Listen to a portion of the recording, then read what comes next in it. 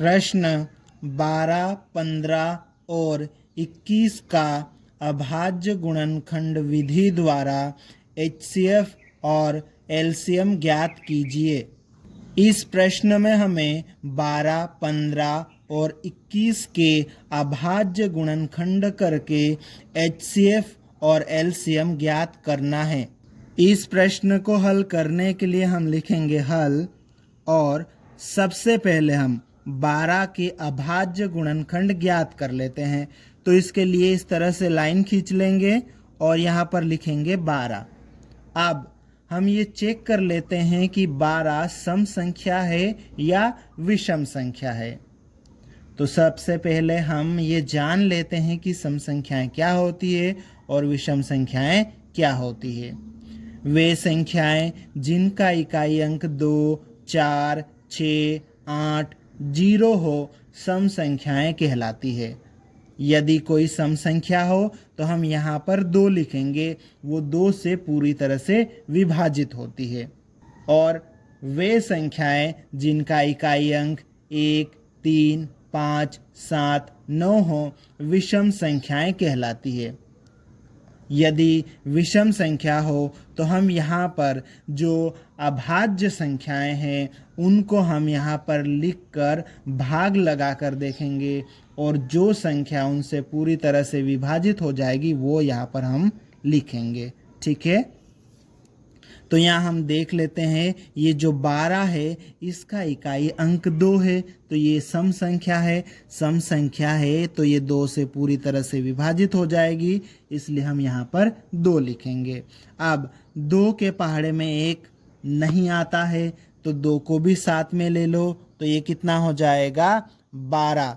अब 2 के पहाड़े में 12 आता है, कितनी बार में 6 बार में। ठीक है, तो हम यहाँ लिख देंगे 6। अब देखो 6 भी सम संख्या है तो यहाँ पर 2 लिखेंगे। 2 के पहाड़े में 6 कितनी बार में आएगा 3 बार में। ठीक है, अब ये 3 आ गया। 3 तो खुद 3 के पहाड़े में आता है, इसलिए यहाँ पर हम 3 लिख देंगे, और 3 के पहाड़े में 3 1 बार में आएगा। इस तरह से 12 की अभाज्य गुणनखंड आ गए, तो यहाँ पर लिख लेते हैं 12 बराबर 2 गुणित 2 गुणित 3। अब देखो आगे बराबर का चिन्ह लगा देते हैं। यहाँ पर देखो 2 कितनी बार आया है 2 बार, तो यहाँ पर 2 की घात 2 लिख देंगे, गुणित 3 कितनी बार आया है 1 बार, 3 की घात 1। इस तरह से हमने 12 के अभाज्य गुणनखंड ज्ञात कर लिए। अब हमें 15 के अभाज्य गुणनखंड ज्ञात करने हैं, तो इस तरह से हम लाइन खींच लेंगे, यहाँ 15 लिखेंगे।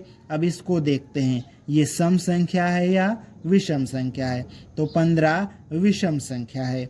तो देखो इसको 3 से भाग लगा के सबसे पहले चेक करेंगे। 3 से ये पूरी तरह से विभाजित हो जाएगा, तो यहाँ हम लिख देंगे 3। 3 के पहाड़े में 15 कितनी बार में आएगा 5 बार में। ये 5 तो खुद 5 के पहाड़े में आएगा कितनी बार में 1 बार में। ठीक है, इस तरह से ये 15 के अभाज्य गुणनखंड आ गए 3 गुणित 5। ठीक है, फिर देखो 3 कितनी बार आया है 1 बार, तो 3 की घात 1 गुणित 5 कितनी बार 1 बार, तो 5 की घात 1 लिख देंगे। इस तरह से हमने 15 के भी अभाज्य गुणनखंड ज्ञात कर लिए। अब बचा 21, तो हम यहाँ इस तरह से लाइन खींच लेंगे, यहाँ 21 लिख लेंगे। अब देखो इसका इकाई अंक ये 1 है, तो ये विषम संख्या है, और ये किसके पहाड़े में आता है 3 के पहाड़े में, तो यहाँ लिखेंगे 3। 3 के पहाड़े में 21 कितनी बार में आता है 7 बार में, 7 लिख लिया। अब ये जो 7 है ये 7 खुद 7 के पहाड़े में आता है, कितनी बार में 1 बार में। ठीक है, इस तरह से 21 के अभाज्य गुणनखंड क्या हो जाएंगे 3 गुणित 7। अब यहाँ पर 3 कितनी बार आया है 1 बार, तो हम लिख देंगे 3 की घात 1 गुणित 7 कितनी बार आया है 1 बार, तो हम लिख देंगे 7 की घात 1। इस तरह से हमने 12, 15 और 21 इन तीनों के अभाज्य गुणनखंड ज्ञात कर लिए हैं। अब हम क्या करेंगे, इनका HCF और एलसीएम ज्ञात करेंगे। ठीक है, तो इसके लिए हम लिखेंगे अब HCF 12, 15, 21 बराबर 12, 15, 21 का HCF बराबर, यहाँ पर हम इनका HCF लिखेंगे।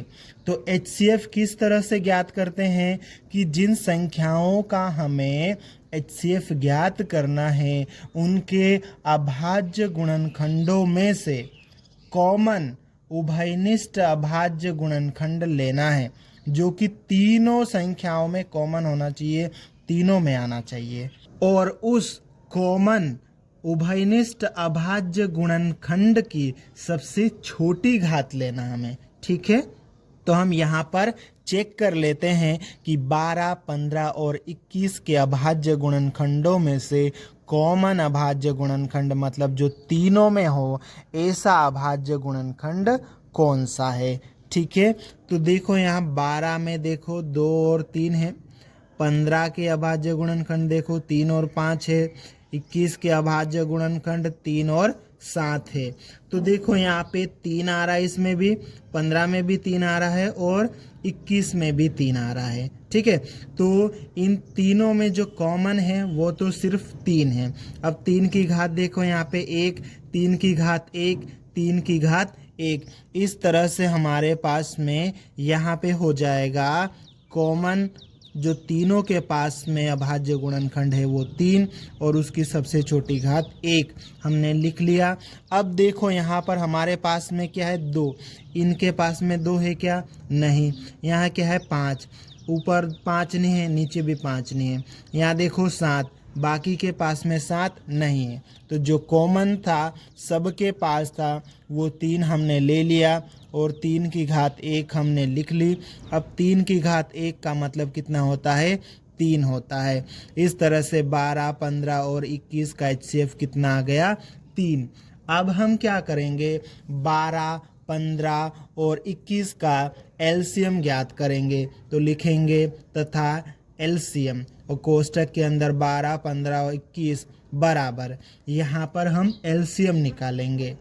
एलसीएम हम किस तरह से ज्ञात करते हैं कि जिन संख्याओं का हमें एलसीएम ज्ञात करना है उनके प्रत्येक अभाज्य गुणनखंड को लेना है, और अगर यदि कोई अभाज्य गुणनखंड कॉमन है मतलब तीनों के पास में है तो उसकी उच्चतम घात सबसे बड़ी घात को लेना है। ठीक है, तो यहाँ पर हम देख लेते हैं इनके अभाज्य गुणनखंड 12, 15 और 21 के अभाज्य गुणनखंड। ठीक है, तो देखो 12 के पास में ये 3 है, 15 के पास में 3, 21 के पास में 3 है, तो ये 3 कॉमन है। ठीक है, तो इसको पहले लिख लेते हैं।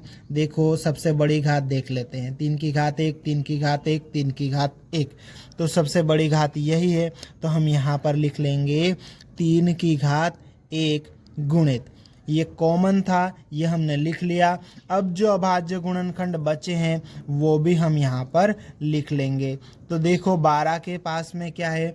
2 की घात 2, बाकियों के पास में है क्या? नहीं, तो यही है, तो इसी को हम लिख लेते हैं। तो ये आ जाएगा 2 की घात 2। ठीक है, गुणित। अब देखो अब क्या बच रहा है, बाकी के पास में देख लेते हैं क्या क्या बच रहा है। 12 के पास में तो 2 और 3 था, ये हमने ले लिया, इसका काम कंप्लीट हो गया। 12 को अब हमें देखने की ज़रूरत नहीं है। अब 15 के पास में देख लेते हैं, 3 ले लिया था, 5 बचा है, 5 ले लेते हैं, 5 की घात 1, तो यहाँ पे आ जाएगा हमारे पास में 5 की घात 1 और फिर गुणित। आगे देख लेते हैं। अब देखो यहाँ पे 15 के पास में क्या क्या है? 3 की घात 1, 5 की घात 1 दोनों ही ले लिया। 21 के पास में 3 की घात ले लिया था, 7 की घात 1 यही बचा है, तो इसको हम ले लेते हैं। ठीक है, तो यहाँ पे आ जाएगा 7 की घात 1। इस तरह से हमने 12, 15, 21 सभी के पास में जितने भी अभाज्य गुणनखंड थे सबको ले लिया है यहाँ पे। ठीक है, अब इसको हम हल कर लेते हैं। 3 की घात 1 मतलब 3 गुणित 2 की घात 2 मतलब 4 गुणित 5 की घात 1 मतलब 5 गुणित 7 की घात 1 मतलब 7। अब हम क्या करेंगे, अब हम इनका गुणा कर देंगे। ठीक है, तो गुणा कर लेते हम यहाँ पर। 3 का गुणा 4 के साथ में करेंगे, 3 चौक 12, 12 का गुणा 5 के साथ में करेंगे, 12 पंजे 60, 60 का गुणा 7 के साथ में करेंगे, कितना आ जाएगा, 6 सत्ते 42 और 0 420 हो जाएगा ये। ठीक है, इस तरह से 12, 15 और 21 का एलसीएम कितना हो जाएगा, 420। ठीक है, इस तरह से हमने 12, 15 और 21 का HCF 3 और 12, 15 और 21 का एलसीएम 420 निकाल लिया है। अतः अभिष्ट 12, 15 और 21 का HCF बराबर 3 तथा 12, 15 और 21 का एलसीएम बराबर 420 है और यही हमारा उत्तर है।